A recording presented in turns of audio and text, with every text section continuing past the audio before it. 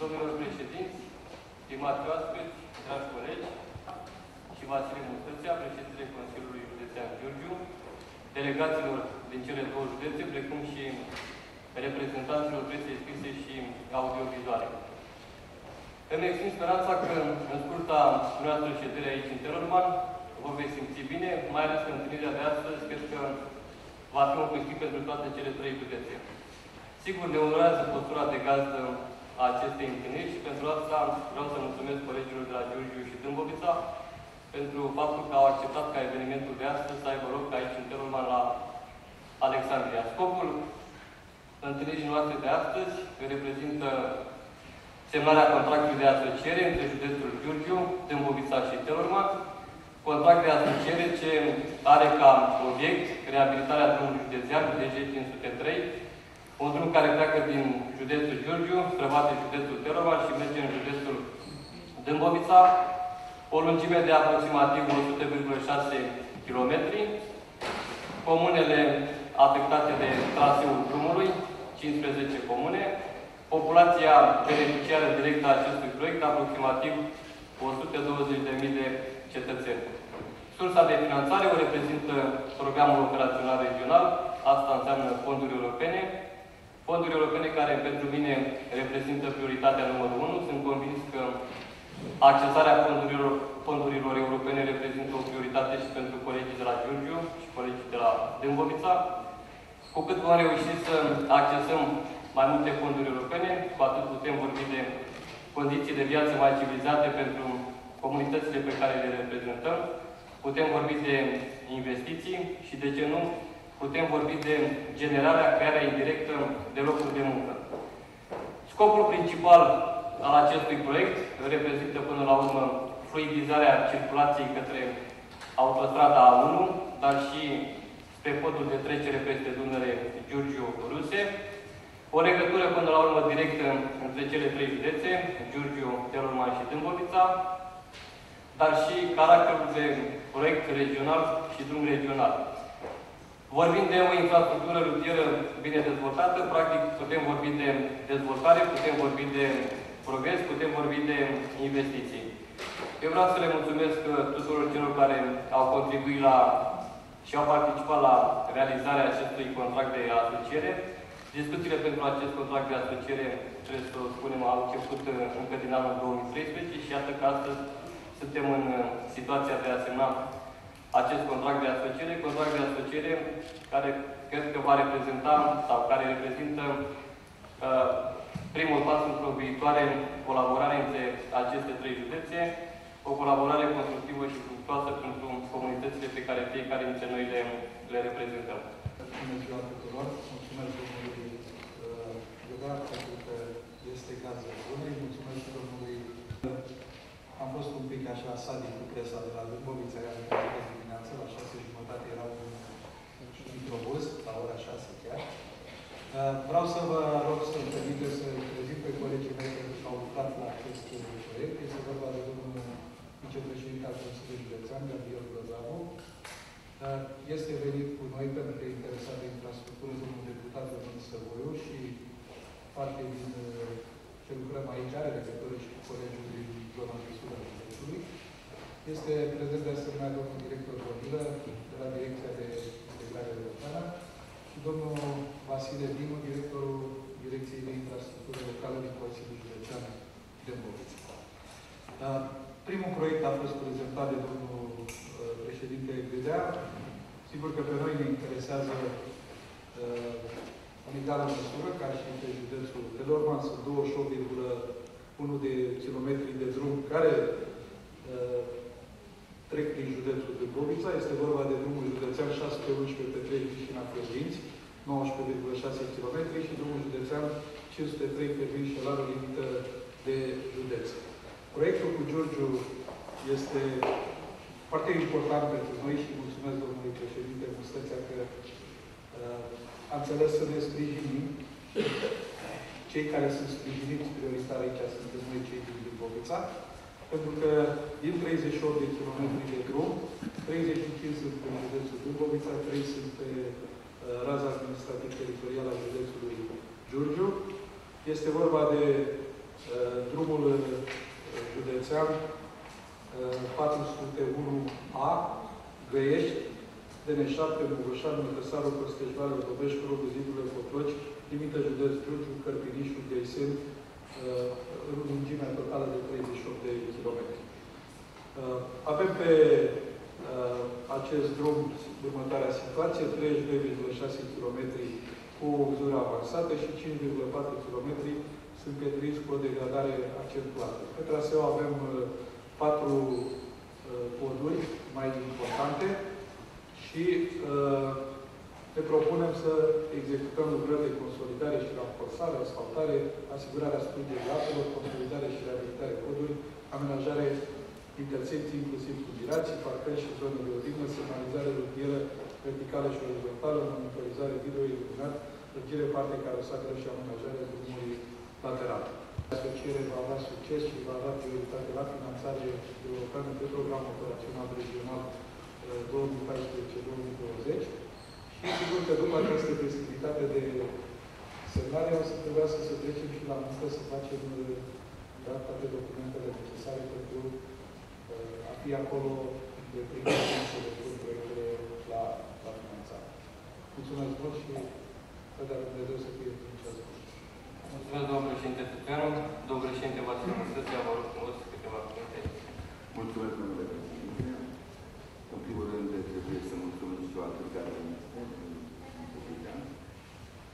pentru invitația pe care ne-a făcut-o astăzi, și domnul președinte Tuteanu. Trebuie să vă spun că astăzi finalizăm mai multe întâlniri care au avut loc atât în Bobița și la Telorman, pentru că acest contract l-am negociat de mult și de bine, cu multe probleme care puteau fi spinoase în viitor, ar trebui să stăm și să ne aplicăm foarte atent asupra lor. Înainte să fac câteva considerații, aș vrea să prezint și o echipa de la Giurgiu. Sunt venit împreună cu administratorul public al județului, domnul Branu Dumitru, cu directorul Direcției de Cooperare Internațională a Programului Proiecte, domnul Matare Nicolae. Această cooperare cu cele două este un prim pas în a arăta că, chiar dacă unii ne-au pus peste în brațe de realizarea regionalizării, noi, președinții de Consiliul Județene, putem să ne asistim și să colaborăm în profitul cetățenilor cu cele trei. Trebuie să vă spun că mai avem în program realizarea încă o asociere împreună cu județul Telorman și județul Argeș pentru modernizarea drumului județean 504-541, care străbate, este mai lung de atât, străbate județul Giurgiu, Telorman și Argeș. Legătură la drumul 503, pe care o să însemnăm în prima fază, trebuie să vă spun că el cuprinde și un sector de 1,9 km în județul, în municipiul Giurgiu. Știți bine că sectoarele de drum sunt administrate de municipiul Giurgiu, dar am solicitat Consiliul Local al municipiului Giurgiu să dea o procedură de Consiliu prin care mi-a dat Consiliul temporar în administrarea acestui. Tocmai pentru a putea moderniza. Sunt 24 de kilometri, drumul este iar acum, trebuie neapărat să-l modernizăm, întrucât cetățenii din Comuna Toporu, care se află la limita, drumul este între Giurgiu și Toporu, acum circulă între Giurgiu și localitatea lor, pe un drum modernizat, asfaltat, dar ocolitor și 4 km până reușesc să ajungă în reședința de Giurgiu. Legătură cu drumul de la Tâmbovița, bineînțeles că pe teritoriul nostru drumul are un sector foarte mic, am dat sprijin domnului Tuteanu, dar același timp o să vă la cum de față cu dumneavoastră, să mă ajute să rezolvăm problema cu parcelele care se află acolo la limita dintre cele două județe, pentru că degeaba modernizăm lucrurile, dacă nu înțeleg că trebuie să folosească drumul tehnologic și nu drumul în general. Îmi rog acum de față cu dumneavoastră să să mă sprijine în soluționarea corectă, legală a acestui eu sunt sigur că în aceste acțiuni nu sunt victimele și că viitorul ne va obliga să colaborăm pentru a obține și alte părți. N-a spus nimeni și vă spun eu în final că scopul asocierii este acela de a da o șansă mai mare proiectelor noastre, pentru că proiectele în care sunt asociate mai multe județe obțin un punctaj mai mare la evaluarea lor. Încerc eu să deschid și o colaborare cu un județ din afara regiunii noastre, să mă gândeam la București și Ilfov, ca să putem să obținem punctajul și mai mare, pentru că în asocierea cu județe din afara regiunii noastre, punctajul este și mai mare. În final, urez tuturor un an fructuos, urez tuturor administrațiilor succese pe toată linia și cu ajutorul Dumnezeu să ne rezolvăm toate problemele. Doamne ajută! Vă mulțumesc, domnule președinte. Sunt convins că întâlnirea de astăzi reprezintă doar o etapă dintr-o colaborare eficientă și fructuoasă pentru comunitățile, pentru interesele cetățenilor pe care îi reprezentăm. Sunt convins, așa cum am colaborat în prezent, că vom colabora și în perioada următoare, o perioadă extrem de importantă, 2014-2020, un nou exercițiu financiar. Am accesat fonduri europene și în exercițiul 2007-2013, cred că am învățat multe din această etapă și sunt convins că printr-o colaborare și împreună în perioada următoare vom reuși să accesăm cât mai multe fonduri europene. Acum, pentru a oficializa întâlnirea noastră de astăzi, v-aș ruga, domnule președinte, să semnăm acest contract de asociere pentru a oficializa întâlnirea noastră de astăzi. Adevăr, munca abia de astăzi începe, dar sunt convins că împreună vom colabora în continuare și vom duce la capăt acest proiect. Mulțumesc încă o dată și doamne președinte.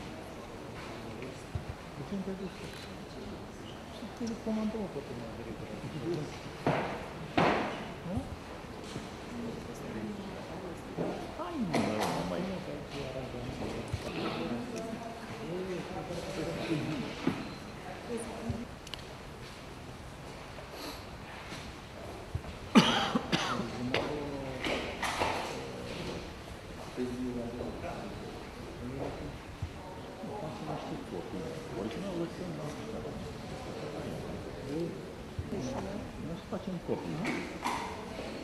Nu facem copii. Unde rămân? La ce rămân? La ce?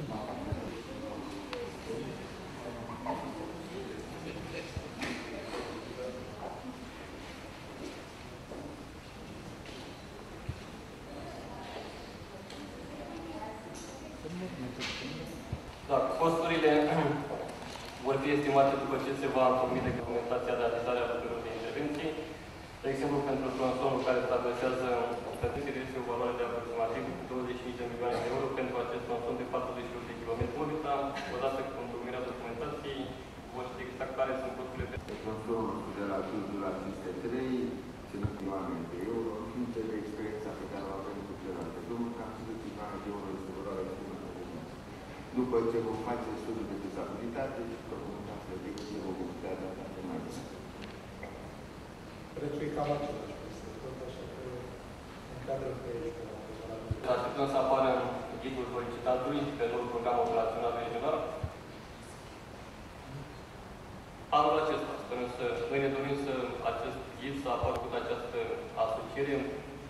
Început încă din anul 2013, am vrut ca înainte de a apare ghidul de finanțare, acest contract de asociere să fie Telorman, fiind la mijlocul drumului distanța cea mai mare, iar în celălalt drum, lider este Dâmbovița, pentru că noi avem aproape 2 km, aproape 3 km, grosul drumului este în Dâmbovița și normal că liderul de proiect este județul Dâmbovița.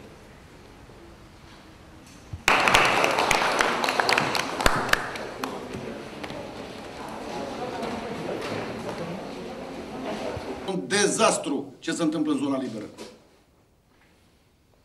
Numărul a crescut semnificativ de angajări. Dar știți ce este mai rău? Că s-au angajat după...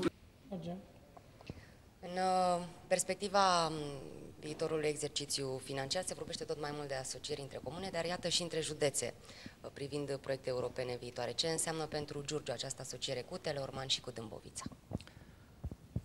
Înseamnă concret câteva oportunități pe care nu le-am avut mandatul trecut. Atunci nu se vorbea de regionalizare sau se vorbea într-o formă agreată de PDL care nu reprezenta o soluție. Acum, regionalizarea pe suportul Consiliului Județene oferă această posibilitate de a depune proiecte pentru drumuri județene care tranzitează mai multe județe și au spus vorbitorii, ați reținut, sunt convins. În acest fel există posibilitatea obținerii unui punctaj suplimentar și implicit a creșterii șanselor ca proiectul să fie realizat și drumul respectiv să fie modernizat pe toată lungimea lui de sute de kilometri în cele mai multe cazuri. Și la Giurgiu, despre ce drumuri județene este vorba? Ce s-a întâmplat astăzi? Am înțeles că e o a doua asociere, de fapt, a mai fost una. Da, aici a fost vorba de două asocieri. Noi suntem interesați de drumul județean 503, care se continuă, merge la noi de la Giurgiu prin Toporu și după aceea iese din județ, trece în Teleorman și se continuă dincolo de Teleorman și în Dâmbovița și reprezintă o oportunitate mai mare pentru cei din Dâmbovița care vor să ajungă la podul prieteniei, dar și pentru noi care avem astfel singura șansă de a moderniza drumul de legătură între Giurgiu și Toporu, care știți că în principiu suferă în fiecare sezon rece. A mai fost vorba de o asociere pentru un drum județean 401, dar care are aproximativ 90% din lungime pe teritoriul județului Dâmbovița. Noi avem doar în dreptul comunei Găiseni 2 km, dar evident că nu putem rata această oportunitate și nici cumva să refuzăm solicitarea colegilor de la Dâmbovița. Dacă șanse concrete pentru a obține finanțare cresc în această formulă a unei asocieri, din păcate Giurgiu este afectat și ca județ, dar și ca parte a acestei asocieri de faptul că bugetul este blocat prin acțiunea intentată de instituția prefectului. Este trist. Este o acțiune 100% politică, nu are nicio legătură cu argumentații de natură administrativă sau de orice argument specific și este prejudiciat în acest fel inclusiv șansa ca județul Giurgiu să beneficieze de fonduri europene, în condiții în care ați văzut ceilalți președinți au reiterat interesul comunităților pentru a aduce bani europeni pentru realizarea investițiilor, a creării locurilor de muncă și toate celelalte avantaje care derivă. Sper că soluția se va rezolva.